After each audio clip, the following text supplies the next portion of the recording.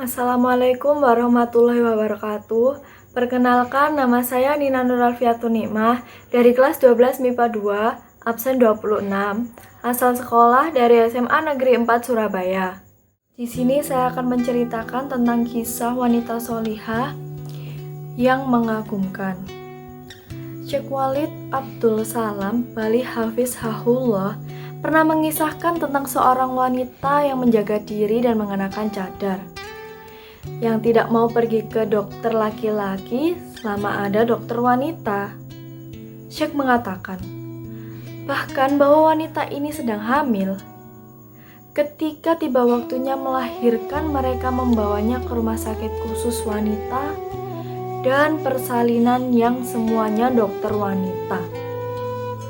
Ia pun masuk dan para perawat memasukkannya ke dalam ruang khusus untuknya. Lalu, ia menunggu kedatangan dokter wanita. Setelah beberapa saat menunggu, tiba-tiba ruang pintu dibuka oleh seorang dokter laki-laki yang hendak menanganinya. Ketika melihat dokter laki-laki, ia berteriak dan secepatnya ia menutupkan kerudungnya pada wajahnya seraya berkata, "Keluarkan dia! Keluarkan dia!" Dokter laki-laki ini marah besar. Dokter ini tidak mengetahui etika Islam dan dalam hal ini tidak mempunyai komitmen yang kuat terhadap syariat Islam. Keadaan ini semakin genting lantaran posisi janin yang di dalam perutnya terbalik atau sungsang. Dokter laki-laki ini berkata kepada perawat, "Tinggalkan dia dalam ruang itu dan tutup pintunya. Biarkan saja dia hingga mati seperti ini." Ternyata mereka benar-benar membiarkan dan menutupnya di dalam ruangan. Akan tetapi mereka tidak meninggalkan sendirian karena mereka menitipkan kepada robnya. Ia takut kepadanya bila wajahnya terlihat oleh laki-laki yang bukan mahramnya, sehingga menyalahi perintah robnya yang maha kuasa. Ia pun memohon kepadanya dengan penuh ketundukan dan tidak henti-hentinya memanjatkan doa. Saat ia di dalam keadaan seperti ini, ada dorongan pada dirinya hingga membuat posisi janin dalam perutnya menjadi normal. Kemudian, dia menahan sebentar untuk istirahat.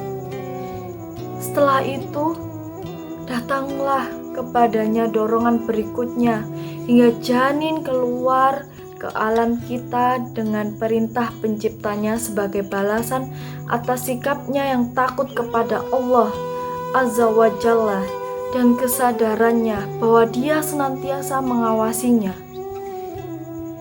Ketika mendengar tangisan bayi yang baru dilahirkan, para perawat wanita yang saat itu berada di luar ruangan langsung bergegas masuk dan tercengang. Mereka segera membersihkan dan mengurus bayi itu sebagaimana layaknya. Setelah mereka menanyakan apa yang terjadi padanya, wanita itu pun memberitahukan apa yang baru saja dialaminya kepada mereka. Masya Allah, kisah luar biasa yang menakjubkan, iman dengan keyakinan yang kuat akan pertolongan Allah ketika ia melaksanakan hukumnya, sehingga berbuah dengan dimudahkannya menghadapi detik-detik kritis melahirkan anaknya. Keteguhan menjaga perintahnya, menjadikan sabar dan ridho dengan takdirnya. Sungguh kisah yang di zaman sekarang cukup langka karena para wanita meremehkan perkara ini. Apalagi saat ini, insya Allah keberadaan dokter-dokter wanita sudah tersedia sehingga para muslimah lebih selamat dan bisa tenang serta terjaga auratnya. Dengan demikian, tanpa kebutuhan mendesak. Yang menyangkut keselamatan nyawa selayaknya lebih memprioritaskan berobat pada sesama dokter wanita. Kebanyakan pelanggaran-pelanggaran syar'i yang terjadi di kamar bersalin karena lemahnya iman. Contohnya, meminta dokter laki-laki menggantikan dokter wanita, padahal ada dokter wanita, dan tidak mendesak mendatangkan dokter laki-laki dalam keadaan takut dan khawatir. Jangan lupa bahwa Allah bersamamu. A'udzu billahi minasyaitonir rajim. Bismillahirrahmanirrahim.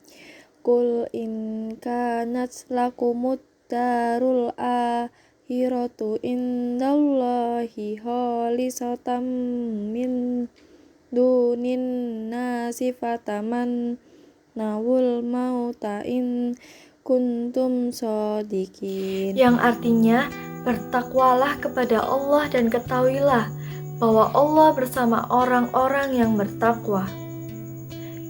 Surat Al-Baqarah ayat 194. Dikutip dari buku Wirid-Wirid Menjelang Persalinan.